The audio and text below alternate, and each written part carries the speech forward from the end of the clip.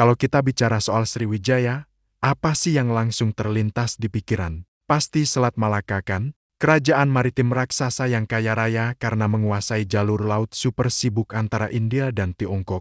Tapi, cerita itu ternyata belum lengkap. Ada satu wilayah kunci yang sering terlupakan, padahal perannya sangat vital. Wilayah ini adalah gerbang utara, katup pengaman ekonomi, sekaligus benteng pertahanan Sriwijaya. Inilah kisah Tanah Gentingkra. Tanah Gentingkra adalah daratan sempit yang menghubungkan semenanjung Malaya dengan daratan utama Asia. Bayangkan, kapal-kapal dari India dan Arab yang mau ke Tiongkok tidak perlu lagi berlayar jauh memutari seluruh semenanjung, melawan bajak laut di Selat Malaka, dan terjebak menunggu angin monsun berbulan-bulan. Mereka bisa mengambil jalan pintas. Mereka mendarat di pantai barat, misalnya di pelabuhan Takuapa. Dari sana, barang-barang dipindahkan lewat sungai dan darat menuju pantai timur, ke pelabuhan seperti Chaya. Lalu, perjalanan dilanjutkan lagi dengan kapal laut menuju Tiongkok. Sistem canggih inilah yang disebut jalur portage.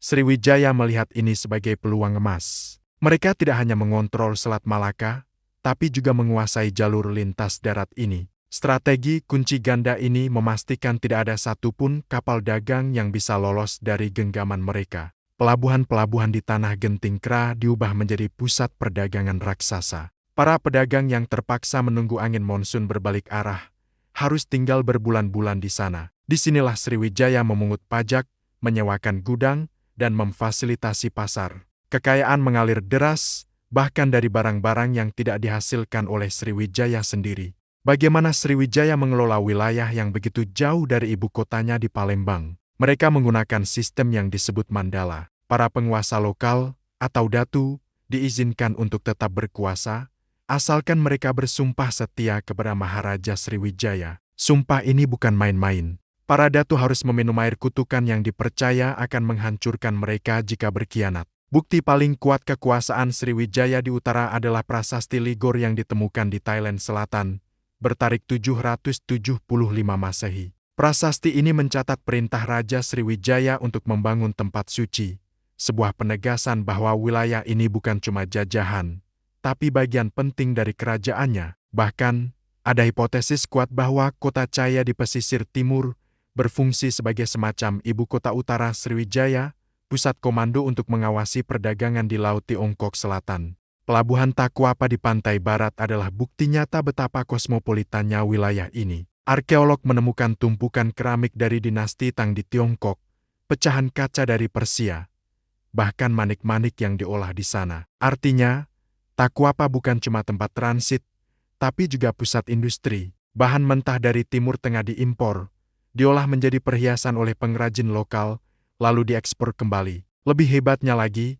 ditemukan prasasti berbahasa Tamil yang menyebutkan keberadaan Manigramam, sebuah serikat dagang super kuat dari India Selatan. Sriwijaya dengan cerdas mengizinkan mereka mendirikan komunitas sendiri. Ini adalah kebijakan pragmatis untuk memastikan kapal-kapal dari India terus datang dan membawa keuntungan. Namun, di mana ada gula, di situ ada semut.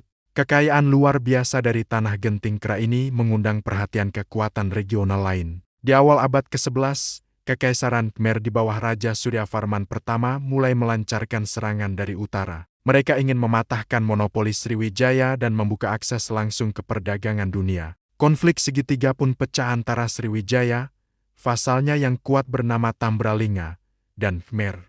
Puncaknya terjadi pada tahun ke-1025. Sebuah bencana besar menimpa Sriwijaya. Kekaisaran Chola dari India Selatan, di bawah komando Rajendra Chola yang legendaris, melancarkan serangan kilat dari laut.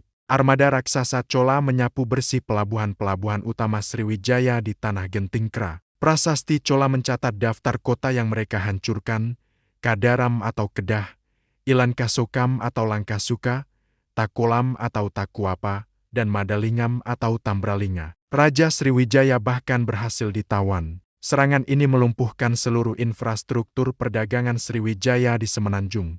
Mengapa Chola menyerang? Kemungkinan besar karena Sriwijaya menjadi terlalu serakah. Mereka menaikkan pajak terlalu tinggi dan menghalangi akses pedagang Tamil ke Tiongkok. Selain itu, ada dugaan kuat adanya aliansi antara Khmer dan Chola untuk menghancurkan musuh bersama mereka, Sriwijaya. Meskipun Chola tidak menduduki wilayah itu selamanya, serangan mereka berhasil membuka paksa pasar. Hegemoni Sriwijaya pun retak.